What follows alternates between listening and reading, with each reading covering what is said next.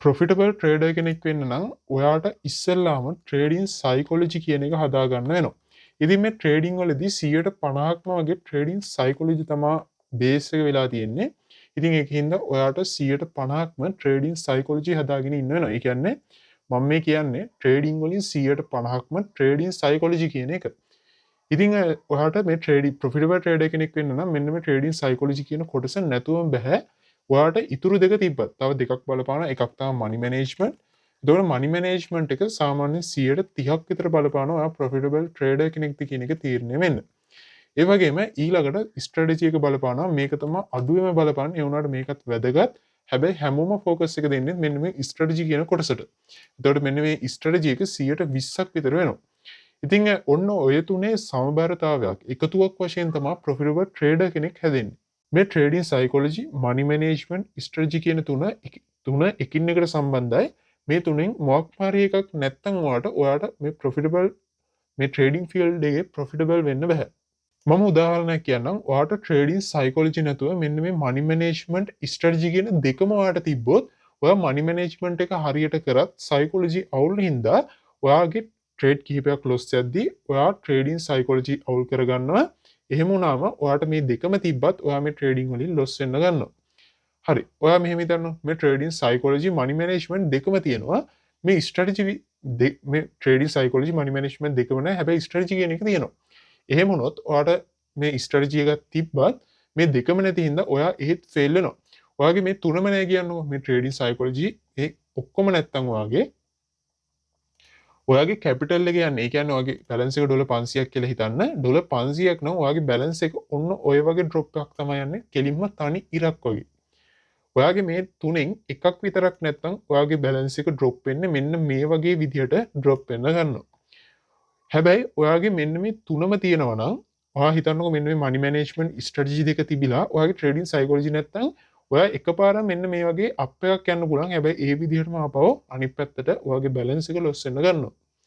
ඔයා හිතන්න මේ තුනම තියෙනවා කියලා. මෙන්න මේ තුනම බැලන්ස් කරගෙන ඔයාගාව තිබ්බොත් ඔයාගේ කැපිටල් එකේ growth එක පෙන්වන්නේ මෙන්න මේ විදිහට.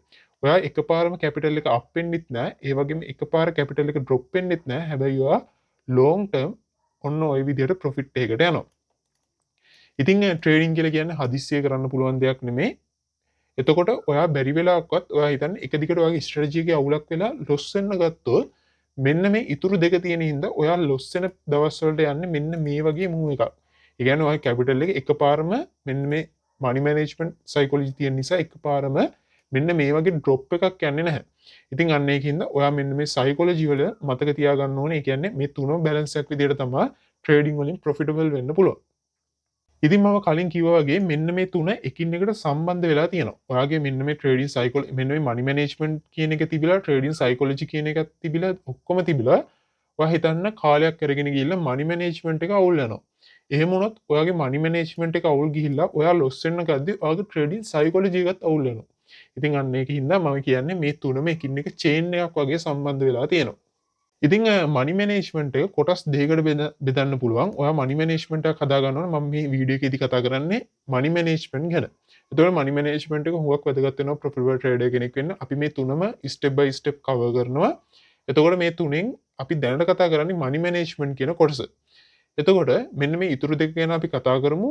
එතකොට මේ මනි මැනේජ්මන්ට් කියන එක මම වීඩියෝ දෙකකින් වගේ කොටස් දෙකකින් වගේ සම්පූර්ණයෙන්ම ඉවර කරන්න බලාපොරොත්තු වෙනවා. එතකොට මෙන්න මේ ට්‍රේඩින් කියන එක කියන්නේ මනි මැනේජ්මන්ට් කියන එක කොටස් දෙකකට අපිට බෙදන්න පුළුවන්.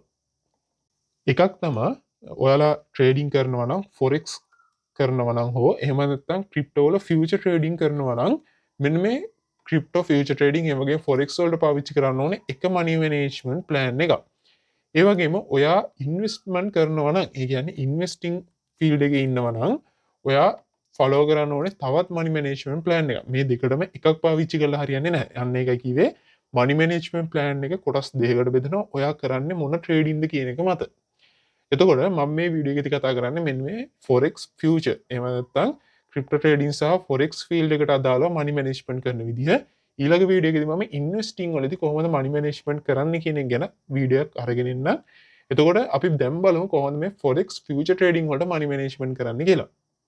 මතක තියාගන්න ඕනේ මෙන්න මේ forex trading වල future trading වල ඔයාට ඔයාගේම මනි මැනේජ්මන්ට් ප්ලෑන් එකක් හදාගන්න ඕනේ. වෙන කෙනෙක් ෆලෝ කරන මනි මැනේජ්මන්ට් ප්ලෑන් එකක් ඔයාට හරියන්නේ නැහැ. මොකද ඔයාගේ ට්‍රේඩින් සයිකොලොජි එක වෙනස්, ඔයාගේ ස්ට්‍රැටජි එක වෙනස්, ඔයාගේ මයින්ඩ්සෙට් එක වෙනස් හින්දා ඔයාට හරියටම වෙන කෙනෙක් පාවිච්චි කරන මනි මැනේජ්මන්ට් ප්ලෑන් එකක් ඔයාට ගැලපෙනවද නැද්ද කියන එක කියන්න අමාරුයි.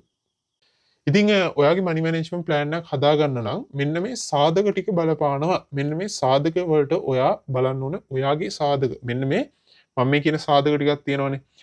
ඒවා ඔයා කනෙක්ට් කරගෙන බලන්න ඕනේ. මෙන්න මේ සාධක අනුව ඔයාගේ මනි මැනේජ්මන්ට් ප්ලෑන් එක හදන්නේ කොහොමද කියන එක වෙනස් වෙනවා. ඉතින් පළවෙනි සාධකය තමයි ඔයයි කැපිටල් එක කොච්චරක් තියෙනවද කියන එක.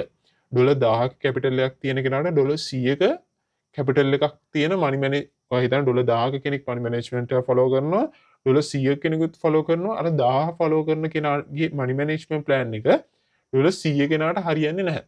එතකොට මේක කැපිටල් එක අනුව මනි මැනේජ්මන්ට් එක වෙනස් වෙනවා කියන එක මතක තියාගන්න ඕනේ. ඉතින් ඒ වගේම ලොකු කැපිටල් එකක් තියෙන කෙනෙක් දාන්න ඒ කියන්නේ ට්‍රේඩ් එකක් දාද්දී percentage එක අඩු කරන්න ඕනේ. ඒ වගේම පොඩි කැපිටල් එකක් තියෙන කෙනාට පොඩ්ඩක් වැඩි කරාට කමක් නැහැ. මොකද එයාගේ ෆන්ඩ් එක පොඩි හින්දා ලොකු ප්‍රොෆිට් එකක් ගන්නත් ඕනේ. නැත්තම් මේ ඔයාලා දන්න ට්‍රේඩින් කියන්නේ කොහොමද රිස්ක් එකක් තියෙන දෙයක්. එහෙම කියලා මුළු කැපිටල් පිටින් දාන්න නැහැ. මනි මැනේජ්මන්ට් එකක් ෆලෝ කරන්න ඕනේ. හරි. ඊට පස්සේ දෙවෙනියට ට්‍රේඩ් ඇකියුරසි එක බලපානවා. ඔයා ට්‍රේඩ් 10ක් ගත්තොත් කීය ප්‍රොෆිට් වෙනවද ලොස් වෙනවද? ඒ 10න් ඕවරෝල් ඔයා ප්‍රොෆිට් එක දින්නේ ලොස් එකද ඉන්නේ කියන එක. ඊට පස්සේ රිස්ක් per ට්‍රේඩ් කියලා කියනවා. ඔයා ට්‍රේඩ් එකට 100ට කොච්චරක් දානවද කියන එක. ඊට පස්සේ ඩ්‍රෝ ඩවුන් ලිමිට් එකක් තියෙනවා. ඒක ඩේලි තියාගන්න.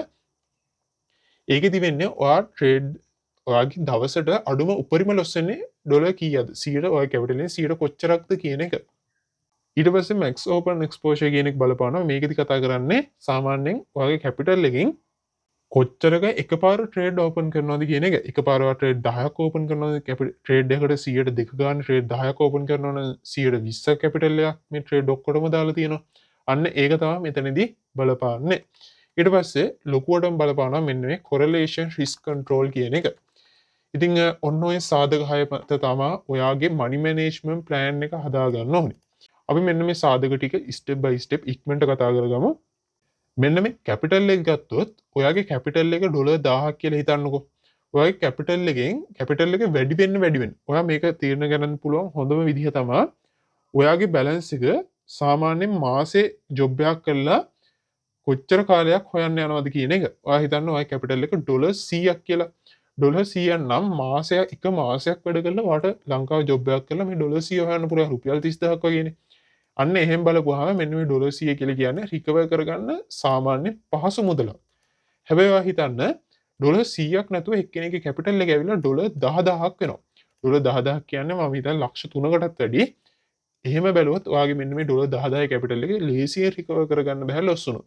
බැරි වෙලාවකත් ලොස් වුණොත් රිකවර් කරගන්න වැඩි කාලයක් යනවා නම් හැම වෙලාවෙම කැපිටල් එකෙන් අඩු ප්‍රමාණයක් අඩු percentage එකක් දාන්න ඕනේ. ඔයා $100ක් දානවනම් ඔය කැපිටල් එකෙන් 105ක් දානවා කියලා හිතන්න. $10000ක account එකකින් 105ක් වැඩි. මොකද $10000ක account එකක් ලොස් වුණොත් ඔයාට ආව රිකවර් කරගන්න මාස ගාණක් ජොබ් එකක් කරගන්න වෙනවා. සරලවම කියන්නේ කැපිටල් එක වැඩි වෙන්න ඔයාට ඒක රිකවර් කරගන්න තියෙන අමාරුකම ඩිෆිකල්ටි එක වැඩි වෙනවා. අන්න ඒකින්ද ඔයාගේ මනි මැනේජ්මන්ට් එක අඩු ඒ කියන්නේ ට්‍රේඩ් එකකට දාන ප්‍රමාණය අඩු කරන්න ඕනේ. ඔයාගේ කැපිටල් එක වැඩි වෙන්න. ඊට පස්සේ ට්‍රේඩ් ඇකියුරසි එක ඔයාගේ ට්‍රේඩ් ඇකියුරසි එක වැඩි නම් ඔයාට පුළුවන් ඔයාගේ ට්‍රේඩ් ඇකියුරසි එක අඩුයි කියලා හිතමු. ට්‍රේඩ් ඇකියුරසි එක අඩු වෙනා ඔයා ට්‍රේඩ් එකකට දාන ප්‍රමාණය අඩු කරන්න ඕනේ. ට්‍රේඩ් ඇකියුරසි එක වැඩි නම් ට්‍රේඩ් එකකට දාන ප්‍රමාණය වැඩි කරාට ප්‍රශ්නයක් නැහැ. මේක බලන්න හොඳම විදිහ තමයි ඔයාගේ ස්ට්‍රැටජි එක අනුව මේක ස්ට්‍රැටජි එක අනුව ඩිපෙන්ඩ් වෙනවා. ඔයාගේ ස්ට්‍රැටජි එකෙන් ට්‍රේඩ් 10ක් දාලා බලන්න ට්‍රේඩ් 10ක මෙන්න මේ වගේ එන්ට්‍රි නම් තියෙන්නේ. ඔයාට පේනවා රිස්ක් රිවෝඩ් එක ලොකුයි. එතකොට මේ වගේ ට්‍රේඩ් ඔයා 10ක් දැම්මොත් ඔයා තාමත් 10ක් දාලා ඔයා හිතන්න 5ක් ලොස් වුණා කියලා. ඔයා ලොස් වුණත් ඔයාගේ මෙන්න මේ රිස්ක් රිවෝඩ් එක වැඩි නිසා ඔයා ඉන්න ප්‍රොෆිට් එකක. අන්න ඒ විදිහට ට්‍රේඩ් 10ක් දාලා බලන්න ඔයා ඕවරෝල් ඉන්න ප්‍රොෆිට් එකද ලොස් එකද කියලා. අන්න එහෙම බලලා ඔයාට පුළුවන් ට්‍රේඩ් ඇකියුරසි එක බලා ගන්න. ට්‍රේඩ් ඇකියුරසි එක වැඩි කරනවද අඩු කරනවද? ට්‍රේඩ් ඇකියුරසි එක වැඩි නම් කැපිටල් එකට ඒ කියන්නේ ට්‍රේඩ් එකකට දාන ප්‍රමාණය වැඩි කරනවා. ට්‍රේඩ් ඇකියුරසි එක අඩු නම් කැපිටල් එකට දාන ට්‍රේඩ් එකට දාන amount එක අඩු කරන්න ගන්නවා. ඉතින් තව සාධක ටිකක් තියෙනවා මෙන්න මේ කොටස risk per trade කියන එකයි draw down limit කියන එක. මෙන්න මේ ටික මම ඊළඟ වීඩියෝ එකේදී ඉක්මනට කතා කරන්න විනාඩි 5ක විතර වීඩියෝ එකකින් මම කරන්න දැනට වීඩියෝ එක විනාඩි 10කට වැඩි හින්දා මම හිතනවා මේ වීඩියෝ එක ඔයාලා මෙතනින් එහා බලන්න නැති වෙයි කියලා කොච්චර ට්‍රේඩින් වලට කැමති කෙනෙක් වුණා සමහර විට බලන්න නැති වෙන්න ඉඩ තියෙනවා ඒක හින්දා මම මේක දෙවෙනි කොටස මේ වීඩියෝ එකේ දෙවෙනි කොටස part 2 එක මම ඔයාලට අරගෙන එන්නම්